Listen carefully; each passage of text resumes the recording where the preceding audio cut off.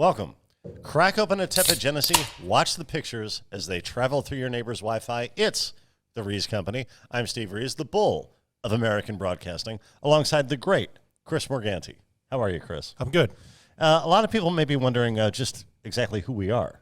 Okay. Because I realize a lot of people have been watching the shows lately, and they hear us talking about TV movies. Perhaps that's why they come here.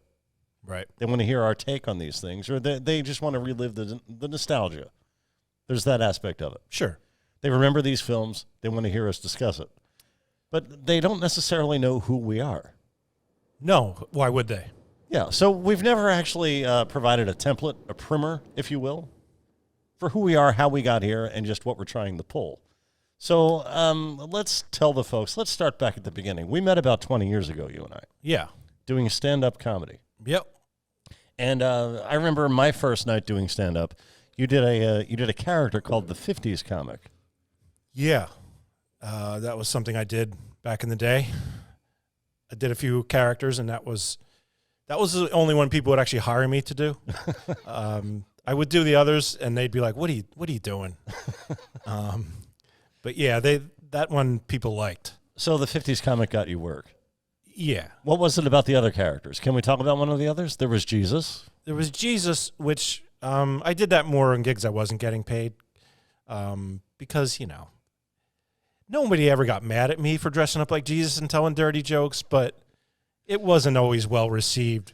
And that I ended up writing a screenplay with our friend Dan Goodman involving that character. So it turned into something great. But when I would do it stand-up wise, it never really worked. Well, comics always loved it. Yeah. You had one other character that I can remember. Do you want to talk about this one? Yeah, I just took my girlfriend at the time. I just took a dress that she had and it fit me. And I put a wig on and I called myself Susie Rottencrotch or something like that. Yeah. And yeah, same thing. It's just a guy with a beard and a dress, which to me, I grew up as a Monty Python fan, so that was always funny to me. Right, up your alley. But not well received.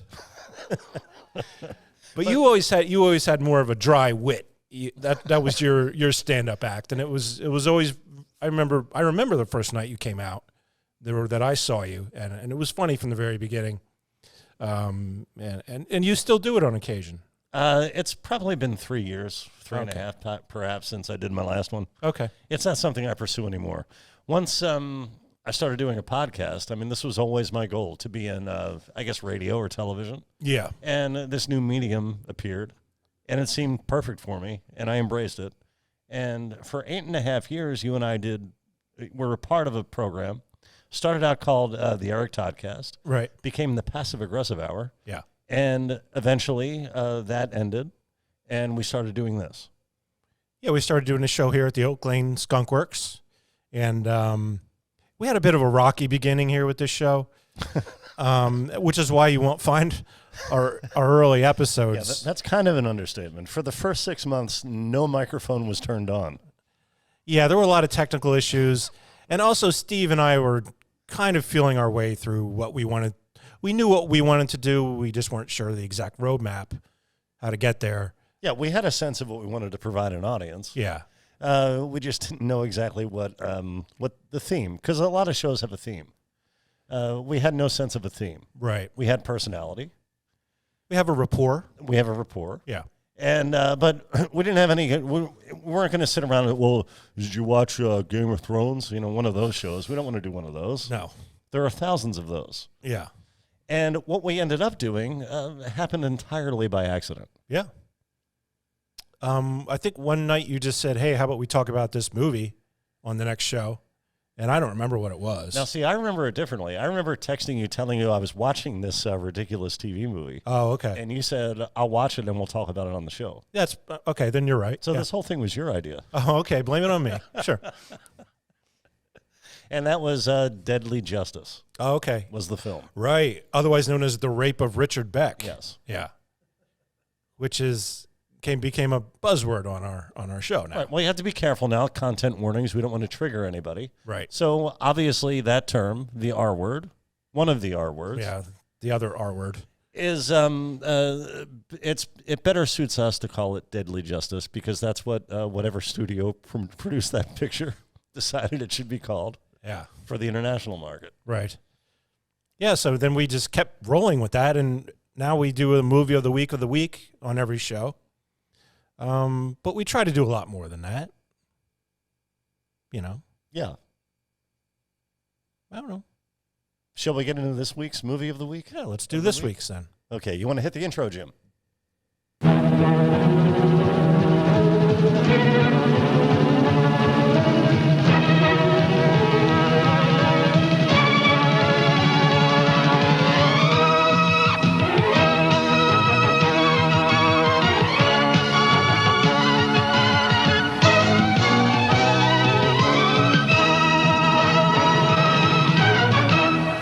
Okay, this week's movie of the week, I believe, is from 1994. Yes. It's called Viper. And it's not about a snake, it's about a car. Thankfully. The Dodge, we don't like snakes here. Yeah. But it's about the Dodge Viper, which was new at the time. And it was kind of a cool thing at the time. Well, what I remember hearing at the time is the Viper got maybe 8 miles to the gallon. It was something ridiculous, very low gas mileage. Yeah, it was an 8-liter V10 engine, so you're not going to get good gas mileage on those. But it was popular. The way it came about, actually, I don't know if this is of interest to people, but the car became popular because Dodge had secured the rights to be the pace car for the Indy 500, and they decided to go with a Dodge Stealth, but that's actually made by Mitsubishi. And apparently Dodge got some flack, this was pre-social media. I don't know, people were writing letters. I don't know what happened, but they didn't want a Japanese-made car, which is odd because Honda dominates the Indy 500 now, but whatever. At the time, they decided, well, here's this American-built thing. It was built by Carroll Shelby, who, of course, made all the Cobras, and he won Le Mans and stuff. And that's how it became popular, by being the pace car for the Indy 500 a couple years before this movie was made. But the people who made this movie decided, instead of making it about racing, they would make the Dodge Viper a crime-fighting car. Now, I know what you're thinking, Steve. Hey, this reminds me of a show called Knight Rider. Yes. But here's the thing. Totally different. Knight Rider used a Pontiac. This is a Dodge. So, also... So the lawyers should stop sharpening their pencils, right. Is what you're saying. Also, Knight Rider, the car talked. The Viper does not talk. And correct me if I'm wrong, but couldn't the Knight Rider car, Kit, it was called? Yeah. Couldn't it drive itself? I believe that was the case. I don't remember, but that sounds right. Right. That also is not the case with the Viper. In fact, it appears as the movie begins that no one can drive this car. So let's watch the first clip and we'll see. We have a problem, Mr. Wilkes. The city council is losing patience. You people have nearly redlined the phone. There's something wrong with the vehicle. Now, can we stop it here? I've checked every system. Now, that big guy there, he probably looks familiar to you. Yeah, he looked very familiar. In this movie, he plays he's like a politician who is supporting the Viper crime prevention program. Yes, he's also running for mayor. He's running for mayor, yeah. He's supporting it politically, and we're led to believe financially. Here's where you may know him from. He is Seinfeld's landlord. He's the guy who called him a fancy boy for wearing a fur coat and a purse. So he's a well-known character actor, actually from Philadelphia. First of all, it's European, Chris. It is European, yeah. But that's where you may recognize him. So we can go back to the clip now. Deal made that I can't handle if it's made right. Your reaction time isn't keeping pace with the operating systems. Now, I hate to say this, but I'm starting to think the Viper is just beyond your level of skill. It's all right here. You just keep it right there. I'm out. You know where the door is. Calm down, Wilkes. We've already been through a half a dozen drivers. Look, we'll work through the simulator program again, and maybe someone will get killed in the car. It's not the car. Then you drive it. Now, this is interesting because this movie, which we'll get into later, became a long-running TV series somehow. Yeah. But it had a lot of cooperation from the Chrysler Corporation. They were happy to have their signature sports car, be the subject of a TV show. I'm not sure when they went to pitch it to the Chrysler Corporation that they mentioned that a key plot point would be that it is undrivable. They may have left that out. But they think they've found a solution, which we'll see in the second clip here.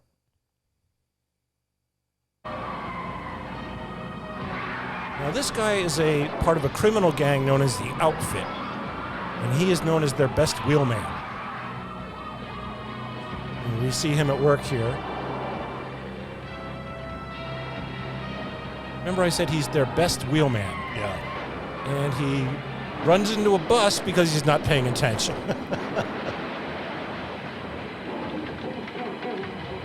He was looking to the left. Yeah, that'll do it.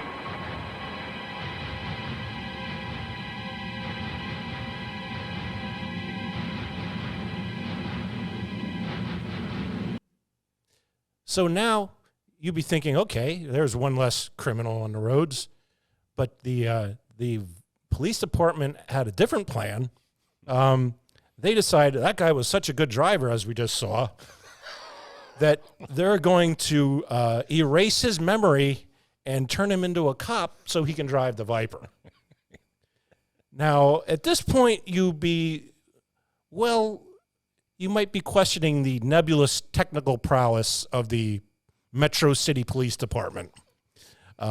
They can wipe a person's memory clean, but they can't put traction control on a 1994 Dodge. So you'd be wondering, well, that doesn't make any sense. Well, here's a bit of an explanation. If you look at the Metro City Police Department 1994 budget, you'll see that it's all down to funding, because they put a whopping $323 million into the Armored Ill-Handling Muscle Car Department, but only $2 million into mind control. And a paltry $35,000 to pay the driver. Yeah, which, that's not going to attract the best and the brightest. Top talent, no. The Formula One guys get paid like 8 figures to drive a car, so you might have to up that a little bit. But that should be a good Christmas party, though. Mm-hmm. Yeah, legendary. Yeah, sounds great. Yeah, I think KC and the Sunshine Band. great. Yeah. And we can move to the third clip. This is where we'll actually see finally, I think it's like almost an hour in, we finally see the Viper in action fighting crime. This is a long clip, but this is kind of the heart of the whole thing. What is that thing? They don't ask me, man. And at this point, these guys are probably, the one guy's probably looking at a speeding ticket. Yeah, right. He kind of overreacts.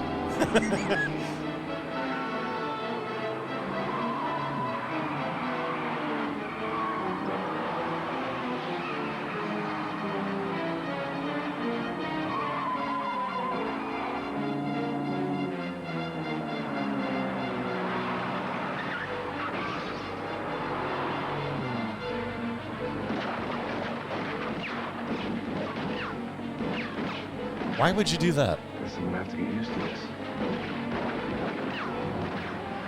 I can't even shoot the tires out of that thing.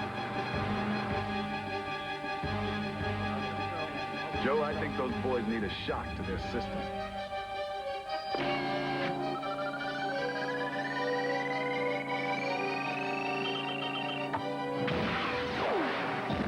What the?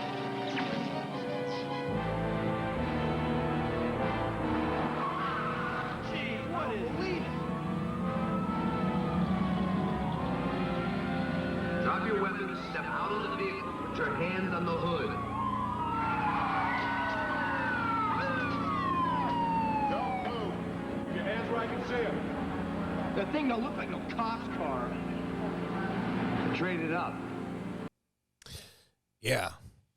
So $323 million to build a armored Dodge Viper, which apparently does the same thing as a spike strip.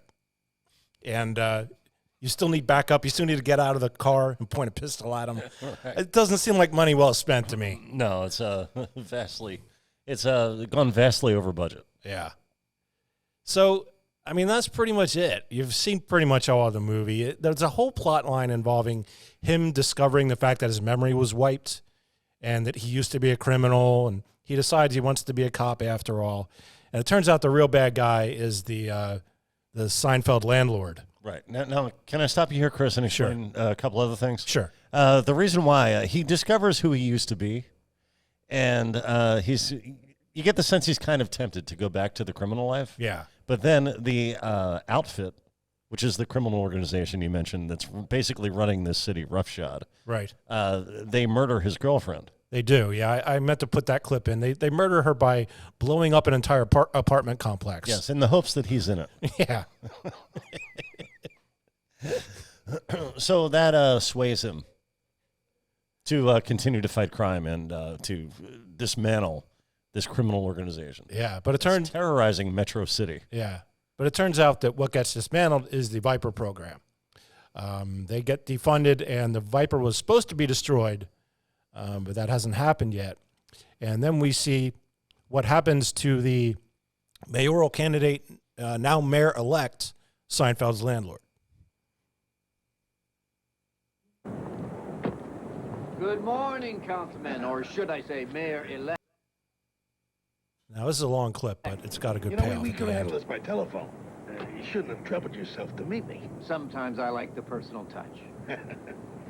Well, Yes, the police are going to move prisoner Nichols to the state lockup this afternoon. Here's the route and the escort request. thank you. It's always a pleasure doing business with the city. Our business is finished. This should settle our account. It might have, if you held up your end of the bargain. What are you talking about? Where is the Viper? That vehicle has been destroyed. Our contacts say it never happened. Lack of follow-through is a serious flaw for a civic leader. Some might say a fatal flaw. Townsend! Townsend! Townsend, we don't have to... All right, wait! Wait! Townsend! What are you doing? Don't! No! No! Yep. It's one way to get rid of someone. Right. And I'd like to point out the death of the mayor-elect is never brought up, I don't believe. Yeah. Well, what happens next is the Viper has a big showdown with the outfit, and they capture the guy from Babylon 5, the English guy from Babylon 5, and who was the ringleader.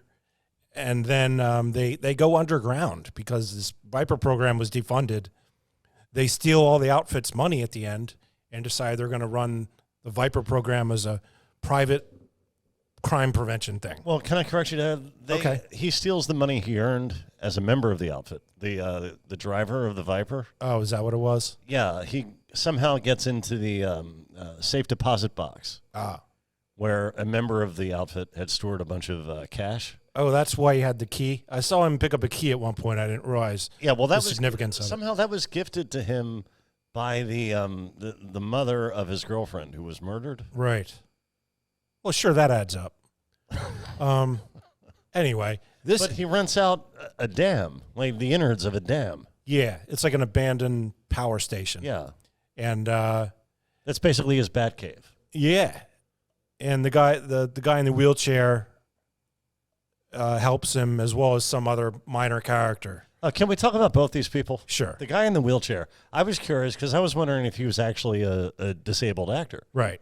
And I looked at his IMDb, his IMDb, and I saw that he had portrayed Jesse Owens. And I Right, thought, right. He's either not disabled or something horrible happened at some point in his life. But it turns out that he was just acting in this. Yeah. Now the other guy you're talking about? I guess that's one word for it. No, he's fine. He's fine. I'm just joking. But the other guy you're talking about, the assistant who he's kind of a hanger-on. He just wants to be a part of this because he loves cars. Yeah, he is part of the police department, though. Yes, Yeah. but I think he works on the data end, Right. Which at that time wasn't IT; it was more like processing information. Yeah. And He's played by an actor called Joe Napoli, I don't know him. who was apparently a stand-up comedian, and I watched some of his stand-up today. Oh, 'cause boy. I was curious about this guy, because the character he plays in this film, and you're going to have to watch this to actually see this, reminded me a lot of Steve Martin's character in My Blue Heaven. Okay. It looked like he was doing an impression of Steve Martin doing an impression of Joe Pesci. Yeah, kind of. Yeah.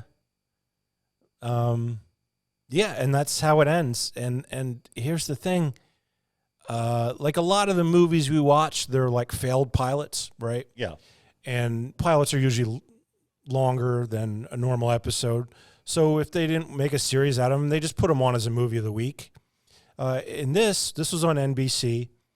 They made it clear from the beginning, this is the beginning of a series. And this thing went for 78 episodes, Steve. 78 episodes of what we just saw. I don't know, man. And I think 2 were network. 2 seasons were network, and the other 3 were syndication. Yeah, it was on NBC for 1 season, and then it was syndicated Paramount. But yeah, I don't know how you get 78 episodes out of this. Apparently, it had fans. I mean, so people liked it. Yeah. Yeah. Can you remember? I can only think of one show that was in first-run syndication. That was a success, a massive success. Well, I know Star Trek: The Next Generation was, Okay. but that's not what you're thinking of. I was thinking of Baywatch. That too. Yep. Right There's around the same something time about- too. There's something about first-run syndication that I think turned viewers off somehow, as though they knew the business metrics. Yeah. Another one was Babylon 5, which I mentioned earlier. But these are all 90s things. So I guess it was a function of whatever was going on with cable and network television at the time that allowed syndicated shows to, have a run. And And this must have been part of it. possibly independent stations trying to not become a fifth network, but have network status. Yeah. Well, so that's it for Viper. You want to rate it? There were no YouTube comments on this video. Comments were frozen. Yeah. So we don't have a comment of the week. Yeah, you can go ahead. All right, I'm going to give it 3 out of 5. Really? And I think part of that is because it was a pilot. It was all exposition. Yeah. A lot occurred in the hour and a half without commercials. And I thought it was very action-packed and exciting. Okay. I can't disagree with you. I'm going to give it 2 Meredith Baxters. It just wasn't. I think what you're right, though. Maybe it's because it was a pilot that they weren't trying to. There wasn't enough of the car. Like, isn't that the selling point? It was very, like you said, exposition heavy and character development heavy in a part of the whatever the main character's name was. Let's call him Viper. Yeah, Viper. Another thing was the car was able to change color. So you would see scenes where the car would be one color, and then you'd have to remind yourself, oh, that's the same car, because it can change color. Well, it's usually red. But when it's gray, like we saw, that's when its armor is deployed. Oh, okay. Yeah, that's the armored mode. Yeah. Well, see, I didn't pick up on that. So. In the last season, that Viper is destroyed, and they have a new model, which is blue. So there you go. If you want to go deep and watch all 5 seasons. Have you watched any more of this, or is that just something? No, this will end my viewing of Viper. What made you choose this film? It was Thursday, and we needed something. And this is what came up. Well, fair enough. Fair enough. All right. So we rated it, and I guess we can move on, right? You had something else you wanted to talk about, right? Possibly. And here's the deal. Just do your show, and I'll chime in when necessary. Do my show? Yes. What does that mean? I don't have anything else to talk about. You have something in front of you. Oh, okay. Well, tonight we have a new segment, I'm told. All right, good. Now, I'm not sure. Obviously, I'm not sure how this works. All right. But it's called Making It All About Myself with Steve Rees. And I'm very excited about this. Please welcome, even though he's been here the whole time, the Bull of American Broadcasting, Steve Rees. Thank you, Chris. And as I said, don't worry about me. Just continue with your show, and I'll chime in when it makes sense for me to do so. I'm here ready to comment. All right. Well, I mean, I didn't have anything, but I do have a news item I can share. Okay, yeah. Yeah. It involves the closure of a venerable Nashville institution. In fact, we have a clip. Let's take a look at the coverage via CBS Sunday Morning. Ernest Tubb was known for many things. The father of honky-tonk music, which later would be referred to as country music, Tubb was the first to introduce the electric guitar to the Grand Ole Opry. But what has stood the test of time, even long after his death in 1984, was the record store he opened in 1947. That is, until now. Last night, among the potpourri of noisy celebrity haunts of Music City's Broadway, Ernest Tubb's historic record store opened its doors for the last time. Okay, that's enough. Contained within the narrow space lived Midnight Jamboree. That's enough. We get the picture. Unfortunately, this isn't the real story, Chris. Oh. For some reason, CBS, the libtard media, these James Corden hirers, yeah, in their mind, Tom Snyder, James Corden, same guy, same job. These people, they don't care to focus on the true reason why the Ernest Tubb Record Shop closing, they're closing its doors, why this is so notable. You see, Chris, when I was 13 years old, the family took a trip to Nashville. We were there a few days. We saw the sights. I appeared on Nashville Now, hosted by Ralph Emery, who died not long ago. By the way, huge influence on my broadcasting career. Ralph Emery? Ralph Emery, yeah. I've known you for 20 years, never heard you mention that name. Well, it wasn't until the day he died and the story was all over social media when I realized how much we had in common. I'll give you an example, Chris. We both speak in the microphones. Okay. We both begrudgingly work with puppets. Well, yeah. And those posts got a lot of traction I made about our connection, you know. People got it, and folks commented, "Sorry for your loss." And it made me feel part of the story, which, of course, Chris, I rightly was.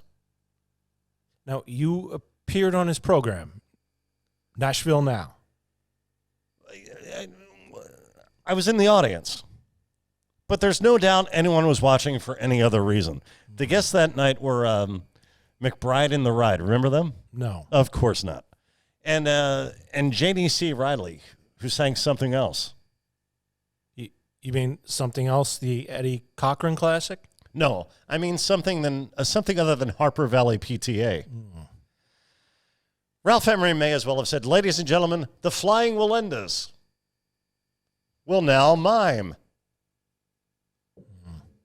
So my presence there was clearly the only thing keeping people tuned in. All right, well, you kind of lost me. What does this have to do with the closure of the Ernest Tubb Record Shop? Well, I would have gotten there already if you hadn't gone all Matt Pinfield over Eddie Cochran. Sorry. So during this trip, we stopped at the Ernest Tubb Record Shop on Music Row. At the time, the Nitty Gritty Dirt Band had a minor hit with a song called "From Small Things, Big Things One Day Come." Okay. And it was a Springsteen song from the late 70s that he hadn't yet released on his own. Okay. So I purchased the Dirt Band cassette that contained that song at the Ernest Tubb Record Shop. It's called "The Rest of the Dream," and this purchase allowed me to hear for the first time this heretofore lost would-be Springsteen classic. And that's the significance of the closure of the Ernest Tubb Record Shop. That, to you, is the real story. Yeah, it's the story they don't want you to hear. You know why, Chris? No. Because I'm so edgy. Okay. Well, thank you for sharing that with us. All right. Can I share a couple other things that are actually show-related? And you'll like this, Chris, because this is where you come in. Okay.